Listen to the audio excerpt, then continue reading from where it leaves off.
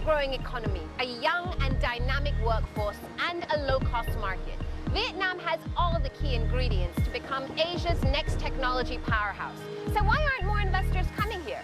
Find out with me, Karishma Vaswani, in Ho Chi Minh City on BBC World News.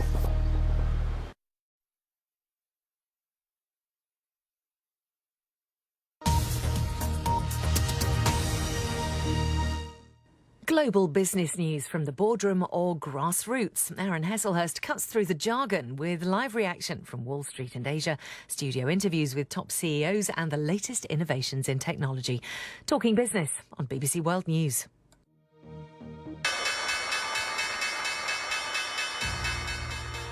The bell's ringing on Wall Street, and that means the US markets are open. Hello, we are live around the world and it's time for the business news that matters. I'm Ben Bland and this is Talking Business. Let's have a look at the headlines. Our top story, Japan's SoftBank is all set to slash its offer for Uber as it tries to buy a big chunk in the world's largest ride-hailing firm. The investment would slash Uber's value to $48 billion, but SoftBank's stake is vital to transform the Silicon Valley startup's troubled corporate culture and bring stability after a year of turbulence. We'll be hearing from one expert on the sector who says ride-hailing has a big future, but that doesn't mean that Uber does. Thanksgiving spirit fades for President Trump as his plan to overhaul US taxes hits fresh turbulence. Will these problems stop the president getting the bill wrapped up before Christmas? We've also got the latest from the global market, and we're going to go all cosmic in the show today with Rocket Man, the world record holder in jet-powered propulsion suits, is here to convince us why his business model is ironclad rather than fantasy Iron Man. All of that to come on this edition of Talking Business.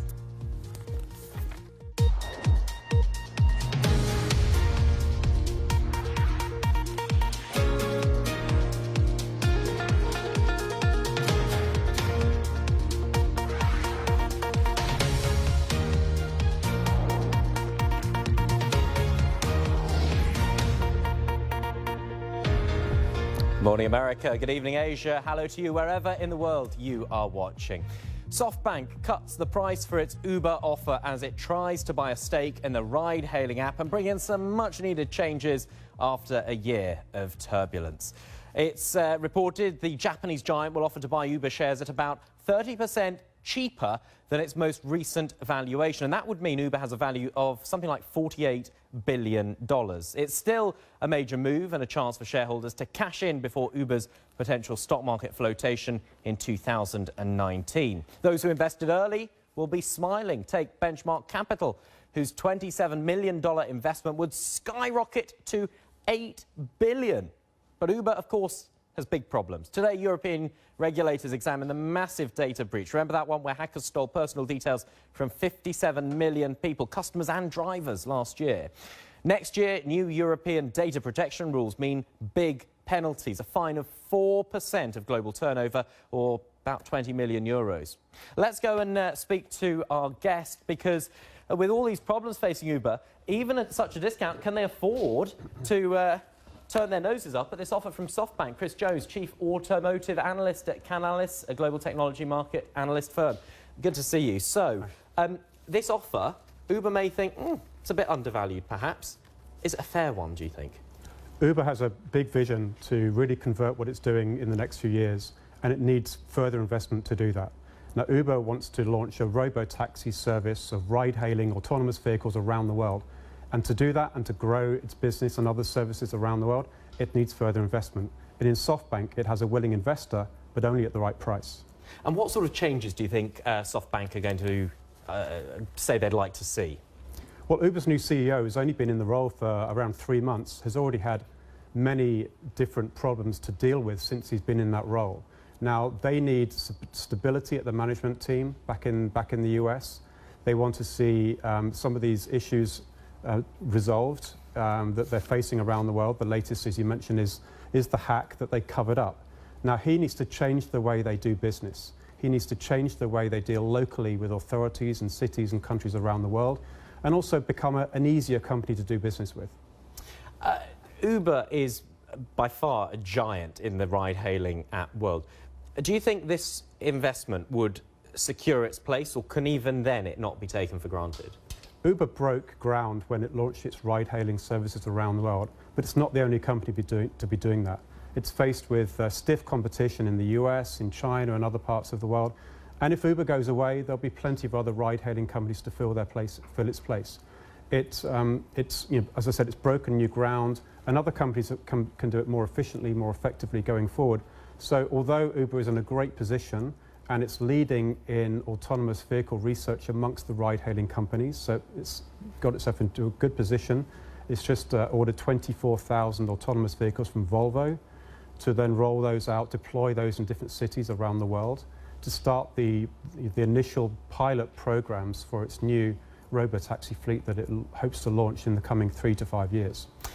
How much, though, can it continue concentrating on those ambitious plans, the self-driving fleet of cabs and all of that, when it's dealing with so many different lawsuits in so many different parts of the world? You've got the European investigation, you've got the US investigation, the London licence issue there. It's got such a lot to deal with. Yeah, it's very difficult to maintain that, the vision and the management stability. Every problem it has is a different one. So it's facing all these different problems around the world, and a new one seems to crop up every month. So how do they then deal with these whilst keeping their eye on the eventual goal, which is the robo-taxi fleet and other services that people can call on demand? So it is tremendously difficult to focus while all those troubles are going on around the world that they need to deal with. OK, Chris, we're going to leave it there. Chris Jones, thank you very much indeed. And I suspect it's not the last time we'll be talking about Uber in the coming weeks and months. Now, though, President Trump faces some post-Thanksgiving indigestion, perhaps, as his tax overhaul plan hits some fresh problems. So will Republican gripes scupper the president's goal of sorting his tax bill before Christmas? Well, Samir Hussain is in New York for us. Samir, just bring us up to date with the latest developments on this, then. What's happening? I think people are just throwing a line on the water. On Tuesday, President Trump will be making his way to Capitol Hill to go and lobby Republican senators in person. Now, remember, the Republicans control the Senate, but it's by a very slim majority. So any two senators saying that they're not going to back the tax bill would really put it in jeopardy. Right now, we have two senators that are saying, look, we're going to support we want to support the tax bill, but you've got to put in a few things that will actually sweeten the pot for ourselves in order for us to back it. So one senator wants to see some sort of reduction in terms of just how much this budget is going to contribute to the deficit. And then another senator wants to see this changes, let's say, to a particular small business loophole. Basically, it's looking for more of a tax decrease for these small businesses. OK, Samira, thanks very much for that. Samira Hussain there at a rather noisy New York Stock Exchange today. We'll see you later. Let's round up some other news from the business world now. The value of the virtual currency Bitcoin has reached yet another landmark. It's passed the $10,000 barrier on some exchanges for the very first time. That means the cryptocurrency has seen a tenfold increase in value this year alone. Meanwhile, the Bank of England has published the results of its annual health check of British banks, which conclude they could cope with a disorderly Brexit. The bank said all 7 major lenders had passed its stress tests for the first time since it began testing in 2014. Another Japanese company has admitted faking quality control tests. Toray Industries says it found 149 cases of cheating test results at a subsidiary, but insists there are no safety concerns. The world's largest maker of carbon fibre said the cheating involved tyre strengthening cords.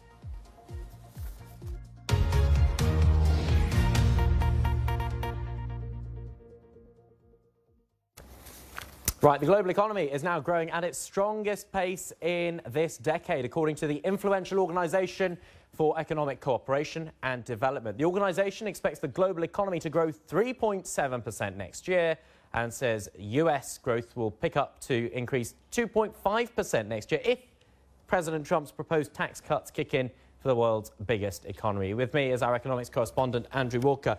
So it sounds like rather a rosy picture for the global economy. To a point, yes, and the OECD does describe this pickup in growth as welcome. Nonetheless, it says it is still a fairly modest performance when you consider that it's still recovering from a very deep recession. Typically, recoveries after earlier recessions have involved rather stronger periods of growth. And it also has some concerns about whether there's the level of investment by business to sustain even this pickup that they are predicting over a slightly longer period. And they do have some concerns that businesses aren't really investing enough.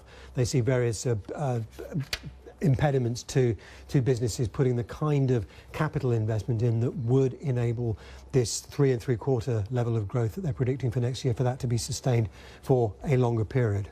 And the forecast for the US, what do they say, 2.5% next year, but with a condition, if the tax cut plans go through. Yes, indeed, and slowing somewhat in the following year. So, yes, they do think that if the tax cut plans go through, there'll be some boost to consumers, some boost to business investment as well. The other thing that struck me about the US, what they say about the United States, was how it echoes some of the divisions that we saw in the Federal Reserve that were revealed in the minutes of their most recent meeting about just how quickly they should be raising interest rates, because there are two contrary factors that they're having to deal with. One is that inflation and expectations about inflation are persistently too low for their comfort. So there's one group on the Federal Reserve saying that we mustn't go too quickly because we might aggravate that problem, go too quickly in raising interest rates. Others are concerned that actually, with the labour market so strong, that you might suddenly find a surge in inflation, which is then very difficult to get out of the system. And the OECD is saying that it's actually quite a difficult balance to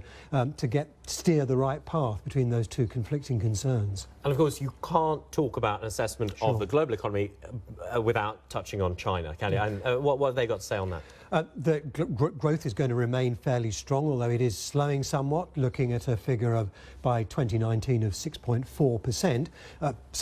It is undoubtedly, by any standards, very strong, but although if you look at what China was doing in the 3 decades up to 2010, that was 10% on average. So it is a significant further slowing down towards what the Chinese want to achieve, which is a growth rate that's sustainable in the long term. There are some concerns here, though, in this report about the build-up of debt, households and businesses, and they do welcome some of the things the Chinese have done already to try and contain that problem, but there's certainly a little bit of concern that it could go wrong if the debts do continue to build too rapidly, and if there is some major shock to the Chinese financial system. OK, Andrew, thanks very much for talking us through that. Andrew Walker, our economics correspondent there. Right, time to take a quick look at what is trending online in the business world. And we'll start with the FT, which reports that Tesla's new electric truck will need the energy of 4,000 homes to recharge. The research seems to raise questions about the viability of the firm's quick charge system, which takes just 30 minutes. Hong Kong is the world's most expensive city to rent an office in. That's according to the South China Morning Post. It says the average cost of office space has risen 5% per workstation to more than $27,000. And the CNBC website reports on the media mogul Arianna Huffington. She's quoted as saying she only became truly successful when she took care of herself and got enough sleep after accidentally working herself to exhaustion. I can quite happily endorse the idea of making sure you get enough sleep. Not because I do it, but because I know the dangers of the lack of it. Coming up, it is Rocket Man, so to speak. We'll be talking to the world record holder in jet-powered suits and ask whether human propulsion technology could ever become a viable commercial business. Stay with us.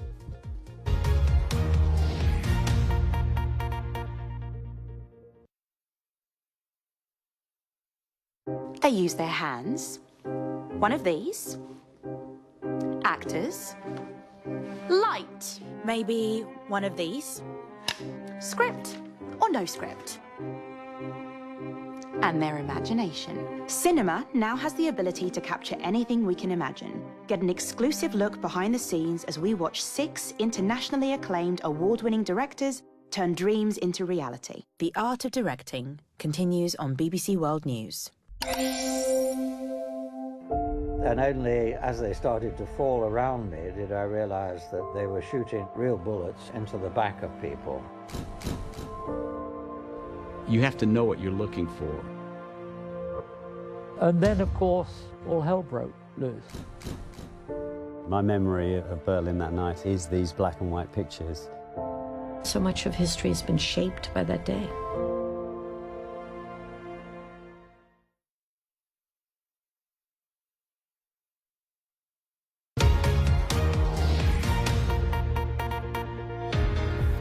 Hello, you're watching Talking Business with me, Ben Bland. Our top story, Japan's SoftBank is poised to buy into the ride-hailing giant Uber, bringing sweeping changes but demanding a significant discount.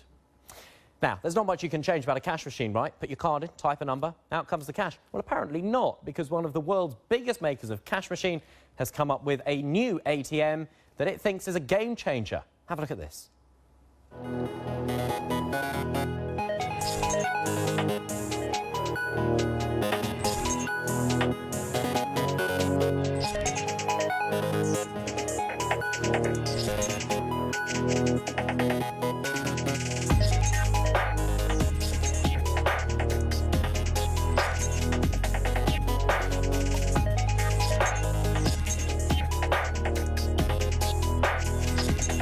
When I go to the ATM, it's much more vivid, much more vibrant in terms of the colors. I can zoom, I can pinch, I can do what I would expect to do on a screen on my phone or my tablet, as an example. I can initiate a video session with somebody at the bank to assist me. It really changes the game for what an ATM is, from a machine that dispenses cash to a whole new sort of mobile-ready experience for the consumer.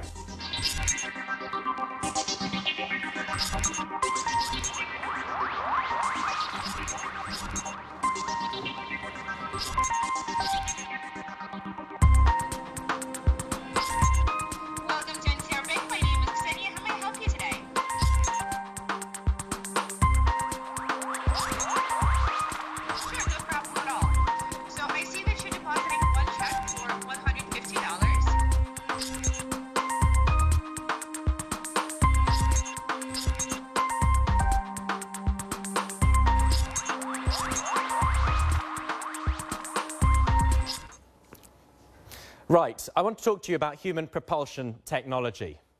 It's a jet suit to you and me. It sounds more Iron Man than reality, but it actually exists, and this is part of it. The man who holds the world record in the jet-powered suit is here to tell us why this could become a commercial business and who on earth would use them in the future. I was hoping to fly over to sit with you, Richard, but you're telling me this one isn't switched on. It's not powered, so there's no danger of me flying across the studio. I'm going to take... It's quite heavy, actually. It's Richard, you're the founder and chief test pilot, so you've actually used this to fly. Yes, indeed. Yes, as per all these pictures. Yes, indeed. How does it work? So really, it is a collection of micro gas turbines. They're proper little jet engines like you get on a civil airliner, but miniaturized, and they produce a huge amount of thrust, enough to lift me off the ground and maneuver around. And so it all sounds rather fun. It is, yeah. What practical use does it have? Where have you had interest from? Well, firstly, we only went down this journey initially just to take on the challenge for the sheer hell of it, and now it's grown up into a very well-funded, revenue-generating aeronautical innovation business. So we've done 37 events across 12 countries and consistently wowed people. We've got collaborations from a search and rescue and military point of view. We've even sold the first copy of this to a discerning individual, and we've got a short list of people who want us to build their very own flying suit. You could call it an Iron Man suit if you like. And how much does it cost? The copy of the latest version, which is around 1,000 horsepower, is $450,000, which includes a few days of flight training. So not far off $500,000? Correct. Wow. And presumably you must have had interest from filmmakers, because this, great for action scenes. Yes, indeed. There's a certain subset of filmmakers out there that like to do stunts for real, and yes, I mean, you be the judge, but it does create what looks like it's CGI, but it's not. I've also heard, because your background is military, isn't it? I spent a bit of time in the Royal Marine Reserve quite a long time ago, but mostly in the city as a commodity trader. So would this potentially have use for military purposes? Yes, it seems so. If you want to move a soldier around the battlefield in a very nimble manner, then actually this has turned out to be a really good means of doing it. So yes, we've got collaborations in the US and in Asia. And as kids, we all sat there and drew rocket suits, but you've actually made this a reality. How much of your work is about inspiring the next generation of jet suit. Sorry, it's not a rocket suit. I keep calling it a rocket suit, and you've told me so many times. It's a jet suit. Yes. It's a jet suit. So presumably some of what you do is to try and inspire the skills and the jet suit makers of the future. Yes, I think somewhat accidentally this has become a little bit of a tangible, quite high-impact demonstration of what it means to innovate and go down that pathway that's fairly uncertain, but you still go down it and make that exploration safe and exciting, and you end up with unusual developments like this. So yes, we have a big outreach to kids from a STEM education program perspective, and that's been fantastic. We can see, I think, there we are. Is that you, or is that one of your colleagues? No, that's me. That's me. We're training a few pilots at the moment, but that's mostly me. I still do a lot of the flights myself because then I learn, you know, the best, if you like. I get the first-hand experience. That was outside your studios in Manchester only last week with one of our partners, RS, who are seeking to inspire kids as well. Now, you're hovering in that footage. You're hovering just a few feet above the ground. How high can you go with it? Go as high as you like. It's not pushing off the ground. It would be much happier, you know, more than a few metres off the ground because you don't get the turbulence. We just keep the height and the speed fairly safe unless we're over water, because if you do get a technical issue at the moment, you know, you end up falling over. It'd be like falling off a motorbike. It's not critical, but that's why we don't go hundreds and hundreds of feet at the moment. And this helmet, I mean, you've got this rather futuristic-looking visor, but is this just a normal safety crash helmet? No, this is actually a holographic heads-up display helmet from Dakari. That's one of the partners we collaborate with. We collaborate with some of the best technology around the world. That, as you've seen, creates a sort of holographic image, in our case, of the fuel and engine data, so when you're flying, you can monitor all those parameters. It's a great piece of kit. I was trying it a little earlier, and the holograms and the 3D effects, absolutely fantastic. Richard, thank you very much for talking us through it. Richard Browning there from Gravity. Let's take a very quick look at the US markets before we close. This is how they're doing. All of them modestly higher as they start the trading day, like crude oil down ever so slightly as well. Don't forget, you can check in on the markets and all the other main business stories whenever you'd like to. It's all there for you at bbc.com/business. And if you'd like to talk about some of the business stories, see some more about that cash machine technology, you can find that on the Facebook page. Just search for BBC Money. Coming up after the break, Yalda will be back with Impact. Don't forget, though, you can always get in touch with me and some of the team here on Twitter.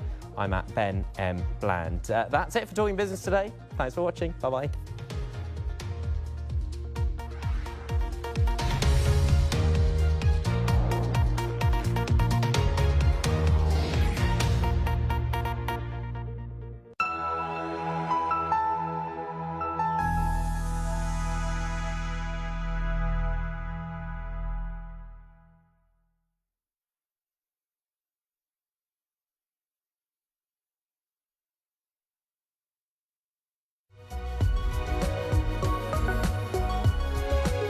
The Travel Show, sponsored by Turkish Airlines.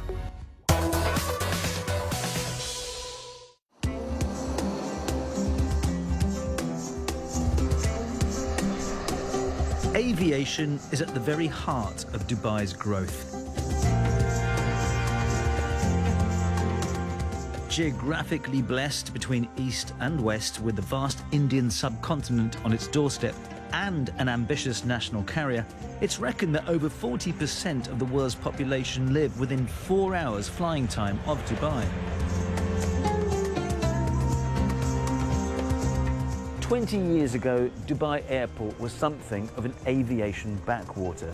Today, they say they handle more international passengers than anywhere else in the world.